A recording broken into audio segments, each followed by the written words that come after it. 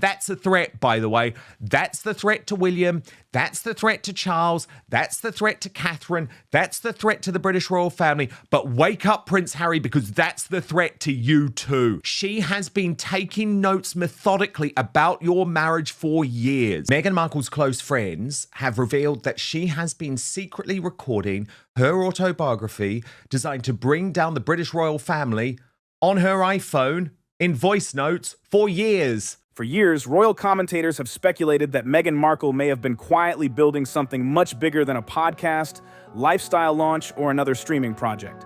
Now, insiders and media personalities are increasingly pointing toward what they believe could become one of the most talked about chapters yet in the Sussex story. Harry doesn't seem to understand that his life is going to be forever changed once he decides to do what he wants to do. And I know that is to no longer stay in California and to have his life back. A highly personal memoir, reportedly supported by years of private notes, voice recordings, journals, and detailed reflections covering everything from palace tensions to her marriage with Prince Harry. And according to several royal analysts, the real surprise is not whether this material exists, it is how extensive the collection could reportedly be. It's a threat. A publishing insider tells me. Voice notes on her phone at 1 a.m., no doubt after a fight with Harry. Written journals, structured reflections. She has been documenting everything since before Megxit. Discussion surrounding Meghan's rumored autobiography has intensified in recent months, especially as questions continue growing around Harry and Meghan's California future, strained royal relationships, and the reported cooling of several major business partnerships. While Meghan has never publicly confirmed that a memoir is officially in progress, entertainment insiders increasingly speak about the possibility as though it feels inevitable rather than speculative. Going back to when Meghan met Oprah before the wedding, that they had talked about an interview, and Meghan told Oprah the time is just not right yet. So that's when we saw the Oprah interview.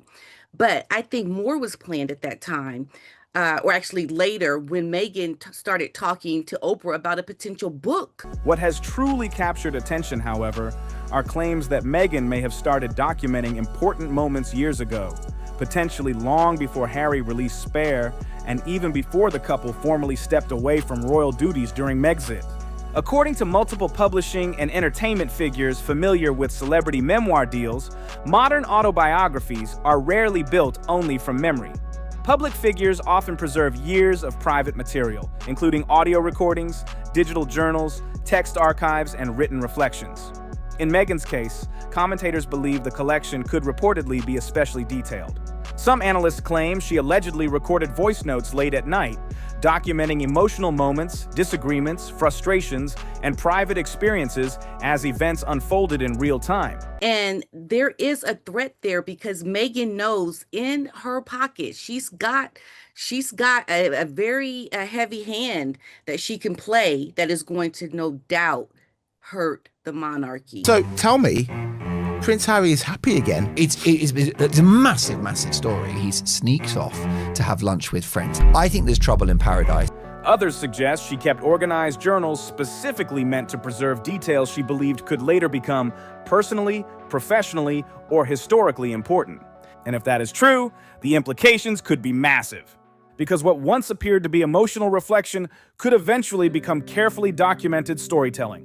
For the royal family, the concern is obvious. A memoir built from years of preserved personal material would not simply revisit old headlines.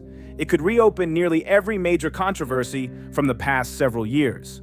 The Oprah interview, accusations of unfair treatment, palace disagreements, media disputes, Meghan's mental health struggles, Harry's family tensions, security debates, protocol conflicts, and reported behind-the-scenes clashes could all return with entirely new layers of detail. But increasingly, commentators argue that Prince Harry himself could be just as exposed as the monarchy. And that is where the conversation starts becoming far more dramatic. Several royal analysts believe Harry may not fully realize how much information Meghan reportedly has access to about their private life together. Nicole Avant is said to have fostered behind-the-scenes chats about how such a project could be developed in partnership with drum roll please, Netflix, as a structured multi-part rollout tied to the book's release. And what's most nuts about all of this is that the information is emerging in a major new hit piece. During the height of their public disputes with the palace, Harry and Meghan consistently presented a united front. Their interviews, documentaries, and public statements positioned them as partners, standing together against institutional pressure and media scrutiny. But relationships change, circumstances shift, financial pressure builds, public support rises and falls. And in Hollywood, personal narratives often overlap directly with commercial opportunity. That is why some experts now argue Meghan's alleged archive could eventually become much more than a memoir about royal life. It could turn into a deeply detailed inside account of the Sussex marriage itself. Critics of the couple have often pointed to Meghan's highly controlled public image strategy, claiming she carefully manages messaging, appearances, optics, and public narratives.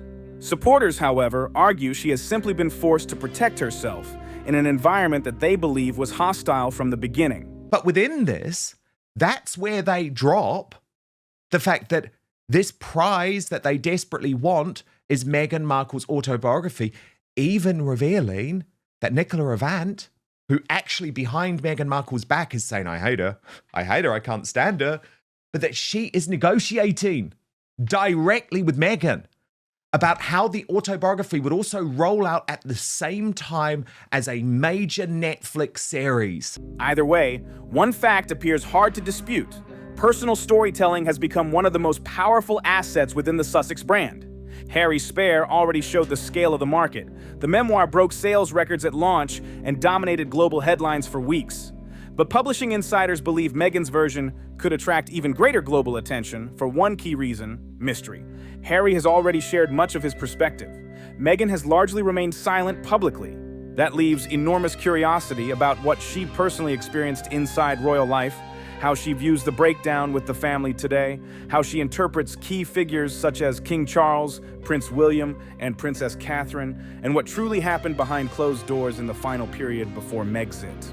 That level of curiosity carries significant commercial value. There are things she could say that would dominate headlines. Okay, another threat. Another threat. I mean, there's just threat after threat after threat. But she is weighing that against the bigger picture. Then there's a whole load of stuff, P. Diner, which is designed specifically to appease Harry, right? And if Harry's stupid, he'll believe this.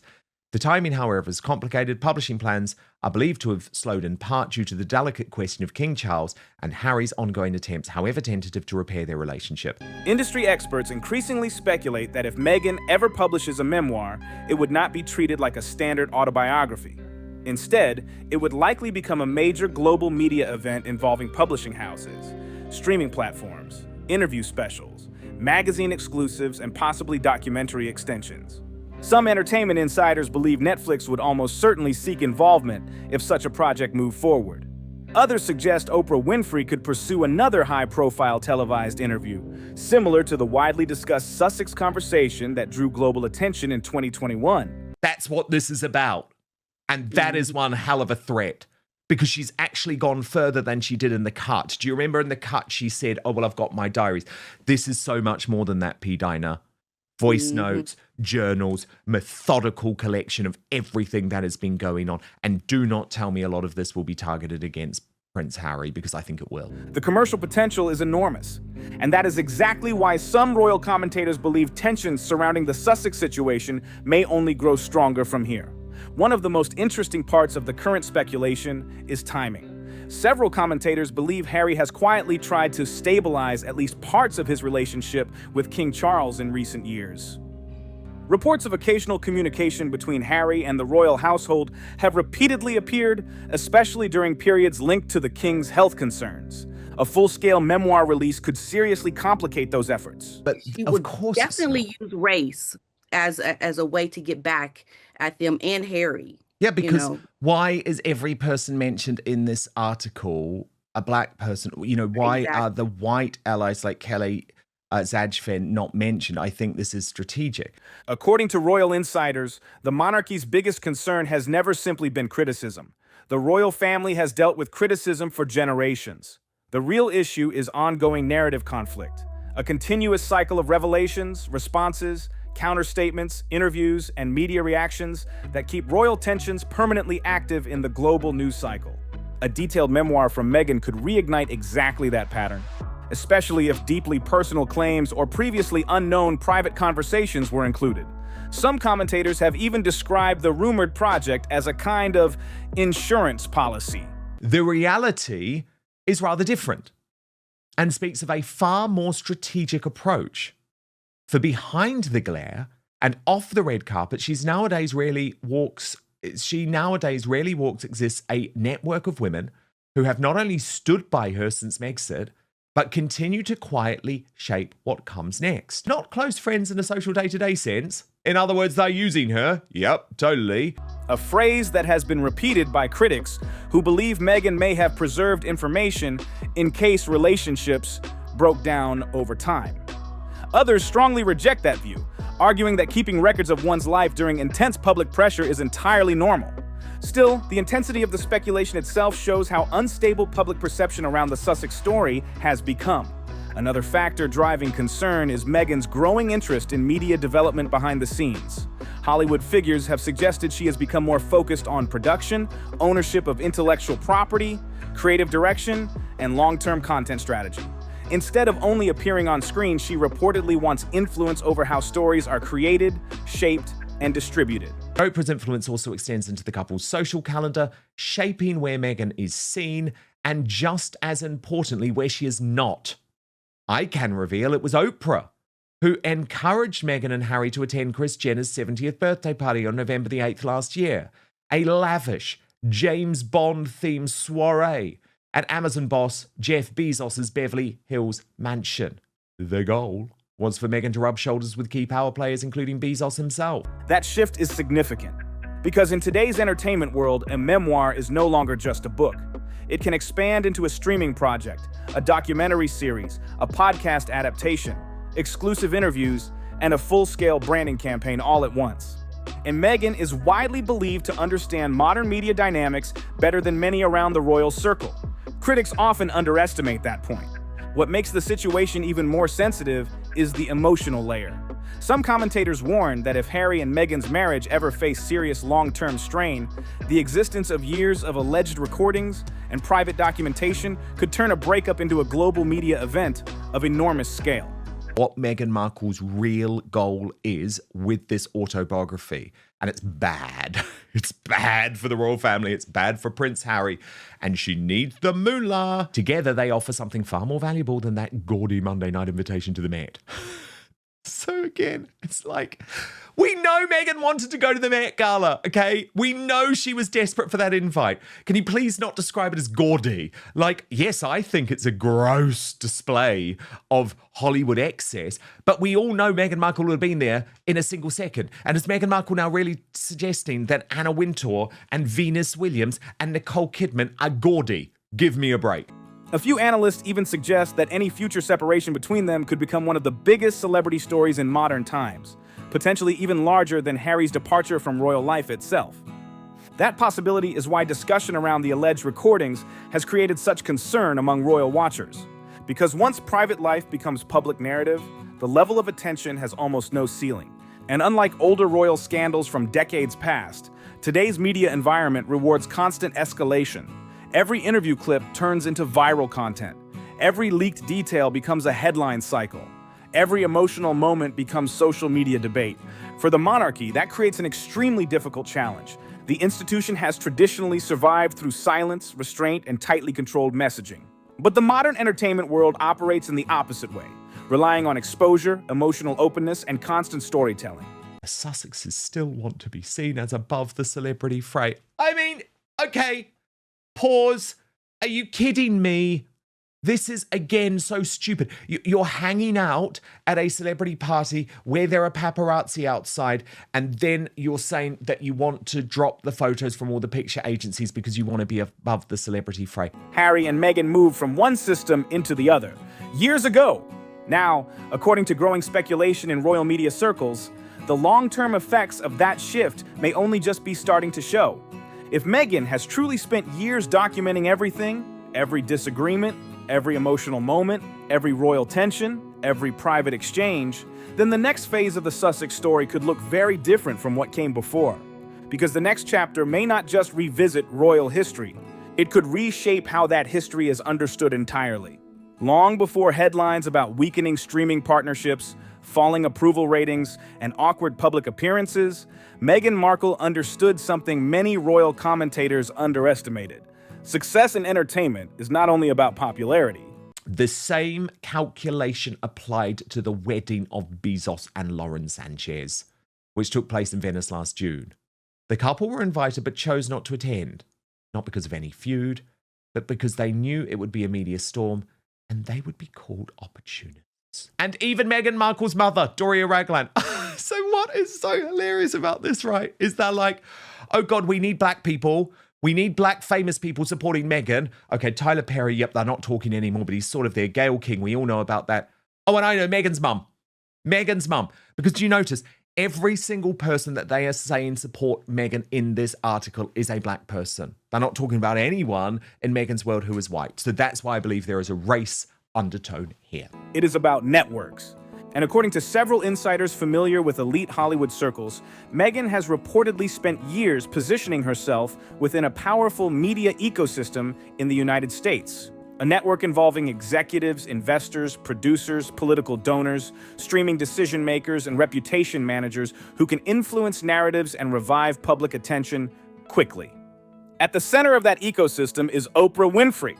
The connection between Meghan and Oprah significantly shifted the Sussex story in 2021. Before the widely discussed interview aired, Harry and Meghan were already controversial, but still largely seen through the lens of royal breakaway drama and celebrity curiosity. After the interview, their public identity expanded into something far bigger. First of all, I just can't believe that these women are really trying to help Meghan, because if they were, Meghan would never have failed in the beginning. Like, it looks like she's just saying things that she wants to happen. Global cultural figures capable of dominating international conversation for extended periods. That interview did not only strain relations with Buckingham Palace, it also placed Meghan firmly inside America's global media landscape. And according to insiders, Oprah's influence on Meghan's post-royal path has reportedly continued in the years since. The two women are said to live very close to each other in Montecito, California, a highly exclusive coastal area known for privacy, wealth, and controlled social environments. Montecito itself has quietly become a major hub where billionaires, executives, donors, actors, and media figures interact away from the constant exposure of Los Angeles. So then we come to what this is really all about. And again, I sort of feel sorry for Dominic Hines because maybe she doesn't understand that she is being played here as well. And she writes, there is the project that sits behind much of this alignment. Yeah. It's the money project. I've said this from day one. It's why people are still hanging around.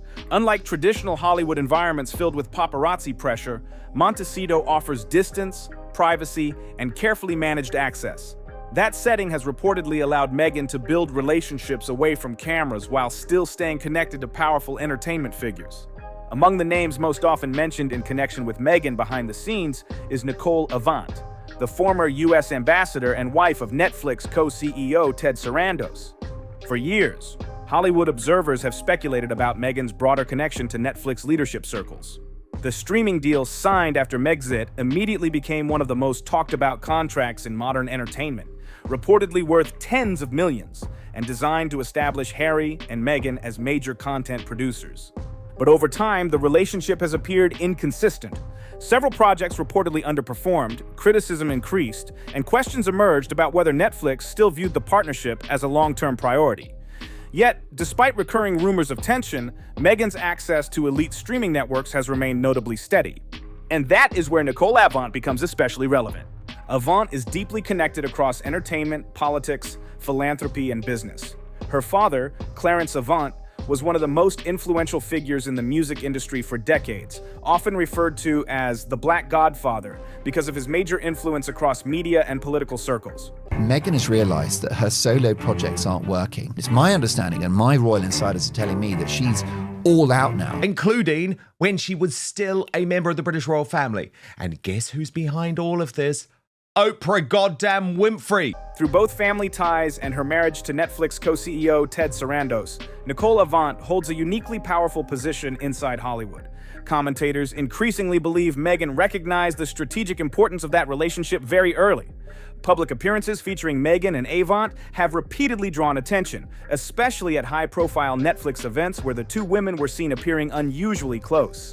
Industry figures claim Avant has often acted as a stabilizing link between Netflix leadership and the Sussex brand during moments of negative press or commercial uncertainty. Whether driven by friendship, business strategy, optics, or long-term positioning, the relationship matters because Netflix remains the Sussex's most important media platform. The relationship, a person familiar with their dynamic tells me, has at times been emotional. Oh, God. There have been moments when Meghan has been overwhelmed by the pressure, the collapse of commercial deals, the constant tide of negative headlines, and Nicole Avant has been there. And Netflix continues to focus on one priority above all else: exclusive global content that can dominate worldwide conversation. That is why speculation around Meghan's rumored memoir has become so intense inside entertainment circles. Executives immediately recognize the commercial potential. A royal-linked memoir combined with a streaming adaptation, interview special, or documentary extension could generate enormous global engagement. Unlike traditional celebrity books, a Meghan project would likely operate across multiple industries at once. I don't understand, but maybe these women will rally around Meghan, support her to make it look like they want to help her.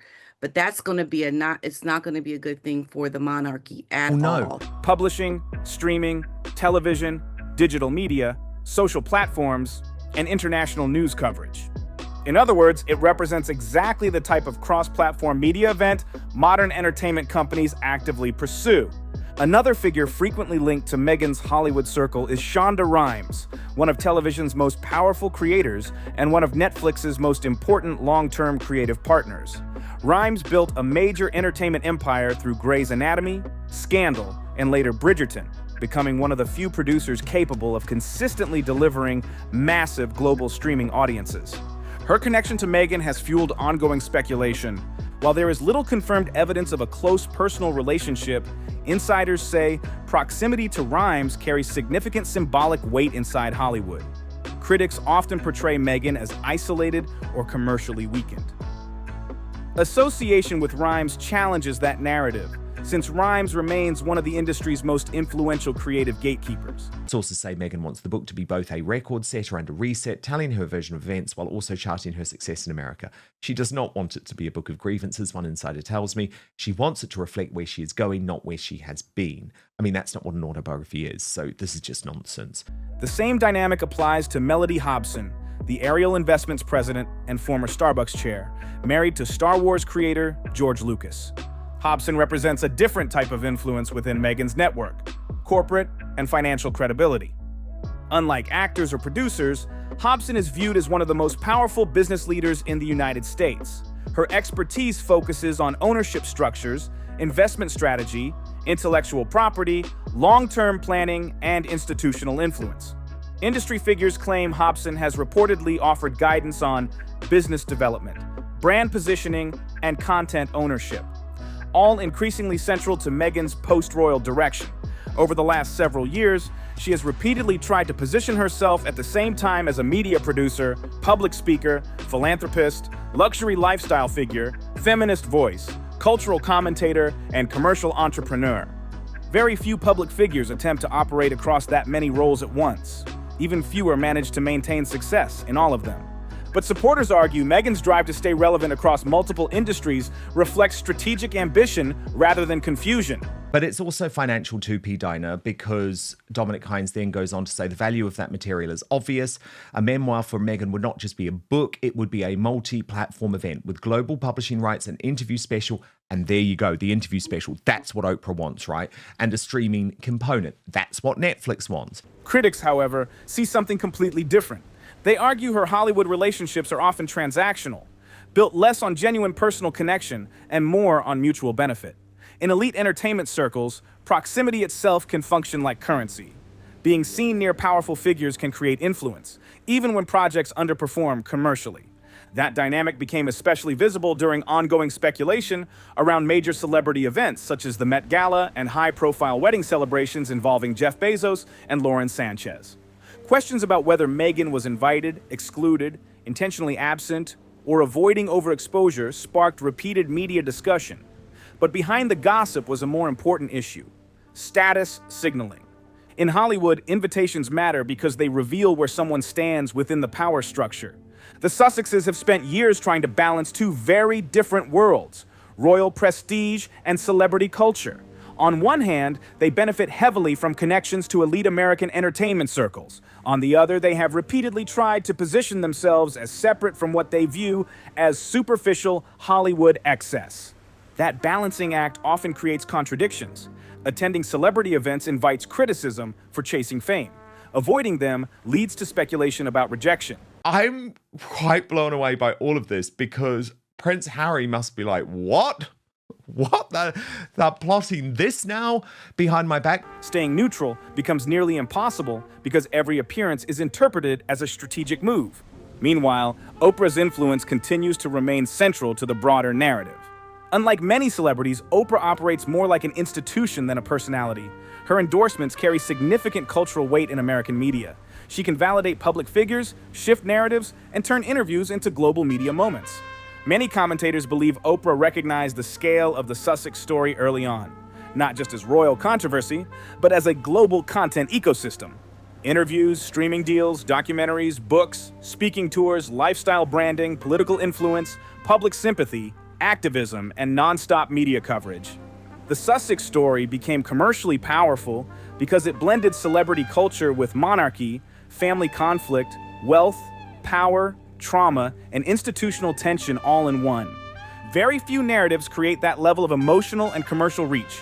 That is why Meghan's network in Hollywood matters so much. Even with criticism, negative press cycles, underperforming launches, and shifting public sentiment in some regions, she has maintained access to circles most public figures never reach. Meghan has been documenting for years. Access does not guarantee success, but in Hollywood, it often determines whether reinvention is still possible.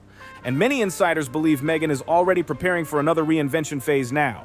Not as an actress, not simply as a duchess, but as a long-term media power player with the connections, controversy, and visibility to remain impossible to ignore. When Prince Harry released Spare, it instantly became one of the biggest royal publishing events in modern history. The memoir broke records, dominated headlines, triggered political debate, and reignited tensions within Buckingham Palace almost immediately. But despite that scale, many publishing insiders now believe Meghan Markle's eventual memoir could generate even greater global attention. And the reason is simple. Harry has already shared his side. Meghan still hasn't fully told hers. That unanswered curiosity has become one of the most commercially powerful elements in the entire Sussex story. For years, Meghan has stayed relatively reserved when it comes to long-form personal storytelling. Aside from the Oprah interview, selected podcast appearances, documentary projects, and carefully controlled public discussions, she has never released a complete chronological account of her time inside the royal family. That gap created a vacuum. Meghan's autobiography. For years, it has hovered as a rumor, occasionally acknowledged, never confirmed in full detail. She has, according to those familiar with the process, and thank you, by the way, because this is confirming what I have been reporting to you for years, been taking notes for years. Not casually, but methodically.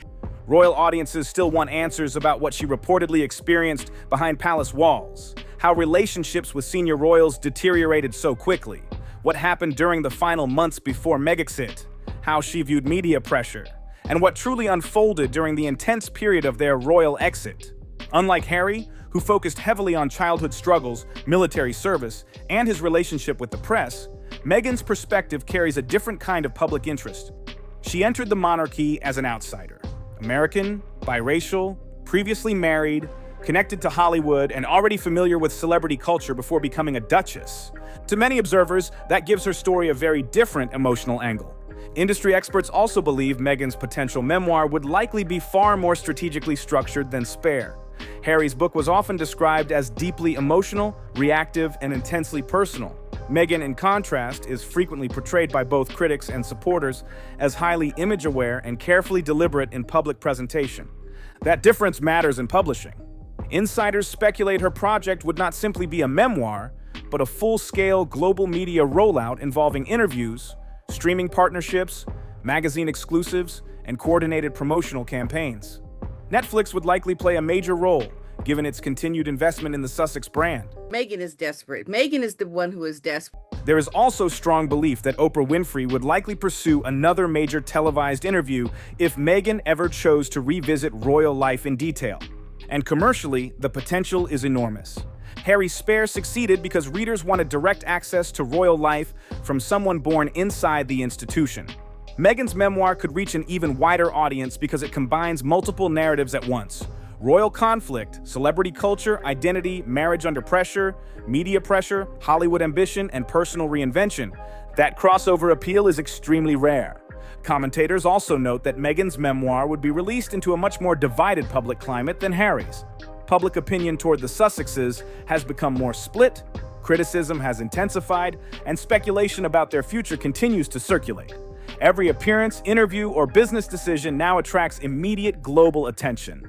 In that environment, a memoir would not just be a book launch, it would become a worldwide media event.